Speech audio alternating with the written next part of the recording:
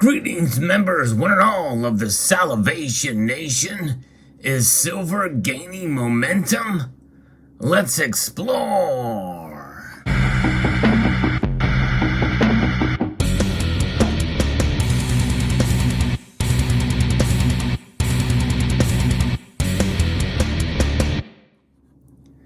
After the last few days of positive direction for silver's price, is now comfortably above $23 an ounce. One might make the conclusion that silver is gaining a little bit of momentum, but I wouldn't necessarily be so quick to make that assumption. There's a lot of things that are, I believe, bullish for silver or would bode well for the metal's price performance, but we've been down this road before, and we've been burned when we go down this road. So we have to approach this with what I like to call cautious optimism. Indeed, as we look at the price of silver here today. Nonetheless, if you enjoy videos like this where we talk about the price of silver and other metals and all things related to precious metals, I hope you will consider maybe pressing that thumbs up button. On average, about 15% at most of you will actually engage by pressing that thumbs up button. If I could get 30% of you to hit the thumbs up button, it will help the algorithm and get the word out. I appreciate the engagement. It does helps the channel grow, which I'm trying to do. But nonetheless, I do like to talk about things related to precious metals from a realistic perspective. And sometimes that message doesn't spread as fast as other messages with bullish headlines and the like. But nonetheless, I believe that we are seeing a little bit of a drive for higher prices this year, which is why I posted a video recently of my silver price predictions, and I'm cautiously optimistic there as well. But where are we at right now? There's some momentum going on, and we can measure it in several different ways. I'm going to be referencing an article here from actionforex.com. Talks about a little bit of some technical analysis as well as other factors that I'm going to be interjecting as there as well as to silver's performance here. Silver has been trading downwards in the short term after its recent rebound was rejected by the 200-day simple moving average. However, in the last few daily sessions, the metal has gained traction, crossing above its 50-day simple moving average and recouping part of its losses. The momentum indicators endorse the likelihood of a sustained recovery for the commodity. The stochastic oscillator is marching higher in the overbought area, while the RSI is hovering above its 50 neutral mark. Of course, that's technical analysis talk, and we know that is based off of trend lines and what history has taught us in the movement of silver, and some of that can be predictive analysis for what's going to be happening soon. If the momentum were to intensify in a positive direction, $23.62 might be the initial resistance point for the price. Crossing above that region, the bulls could target the January high of $24.70 before the price ascends towards the $25.38 barrier. Piercing through these resistance levels, the spotlight could turn to the psychological price of $26 an ounce, which is something we've not seen in a while. And many of us would welcome that price. But of course, we know that there's a price we're certainly paying for generic silver these days is about $26 an ounce, with an average premium of about that, $3 per ounce. Further downside pressure may send the price to test the $22 psychological mark, which is probably more likely when we think about where we're just coming out of that dollar amount. Falling beneath that hurdle, the price decline could halt at the 17-month low of $21.40, which held strong twice in the last 5 months. So despite silver's near-term rebound, its medium-term price remains negative. For the bearish tone to reverse, the price needs to jump above the $25.38 region. So we have a little bit of a ways to go. And so I think this is a pretty balanced analysis here. based off of the technical aspects, but there's other things that are driving the price, and a lot of it is centers around the psychology of the markets, where we are heading with things now starting to open back up, mask mandates being lifted in several blue states even. And so that paints a picture of a movement towards perhaps things opening back up again more fully, recoupling of all of the supply chain issues being fixed. That could very well lead us to a path of economic normalcy.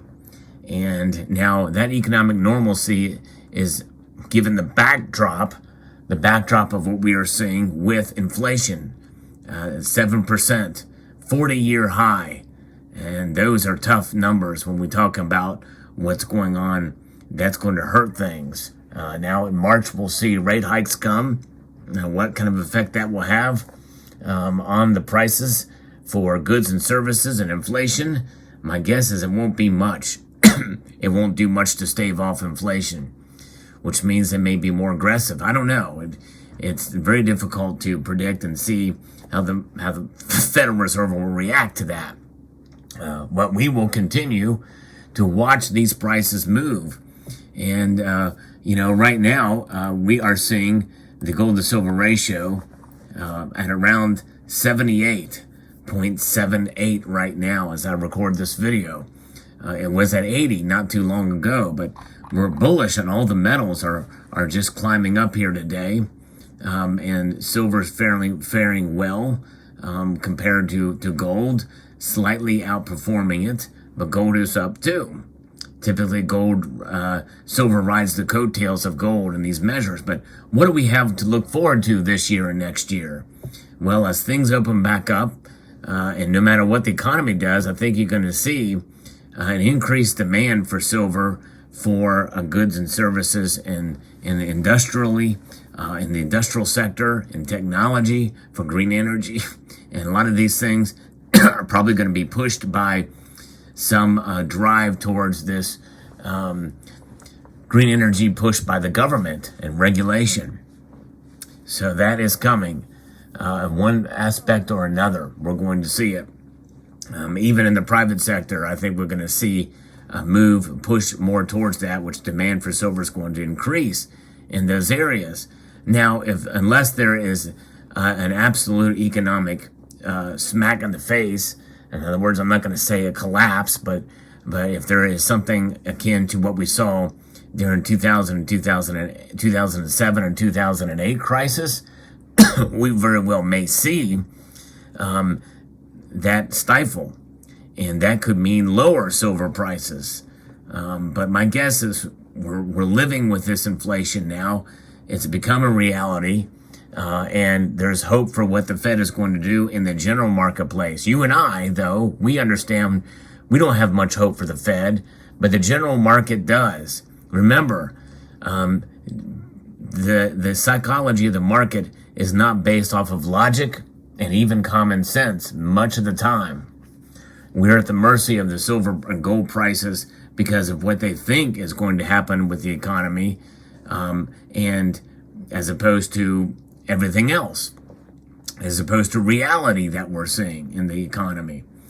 And so that means that prices could go low, but yet if there are enough buyers of the precious metal, we're going to see an increased demand continue to flow in for bullion, coins, rounds, bars that will take place. We're seeing it now. We're seeing a sustained demand for these products. It's not enough to really drive that spot price up as much as many people think, and it's not something that is is going to necessarily have a sustained impact on the overall price, because the industrial demand is really what's going to drive prices in the spot market, not physical demand for bullion, at least for now. That could change if we see it continue to increase even marginally and an upward trajectory. That very well could change, because if we see industrial demand subside and prices go down this year and demand for the physical to increase, that those physical bullion bars, that's silver that's not being used. It's not being consumed, which means that as demand lessens on the industrial side and drives up on this side, we're going to see increased premiums and increase spot price, I believe. But that's going to take quite a bit of sustained push for the demand for these metals, for silver especially. It's got to be a sustained push and doesn't have to necessarily match the loss of demand from the industrial side, but I believe that it's got to be able to slice into that pie. In other words, it's right around 25%. It's got to push 30% or higher, I believe, on a sustained level in order to really drive these prices up. And by the way, when I say prices, I'm talking about the spot price.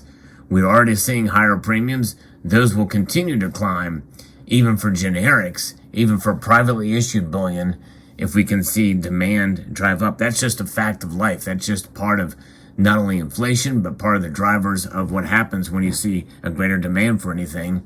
And manufacturers not being able to provide blanks, and mints not being able to strike rounds in time or enough to be able to meet that demand. Prices will go up, which means that we're going to see a further separation between the physical markets and the paper markets. We know there's one there now, but that will only increase. So we'll see how it plays out. Nonetheless, we will continue to carry on, but that's kind of what my feelings are about silver gaining momentum. I believe it really is. Even if the price doesn't move up, we are seeing momentum in buying silver, and that's not letting up, especially after this morning's video where I talked about that with Silver Eagles. I believe we're seeing some extent of that even with other mints providing products as well as privately issued bullion. There you go. Let me know what your thoughts are in the comment section below. I'd like to extend a multitude of gratitude to you all for taking the time to watch, and to encourage you to please rate, share, comment, and subscribe.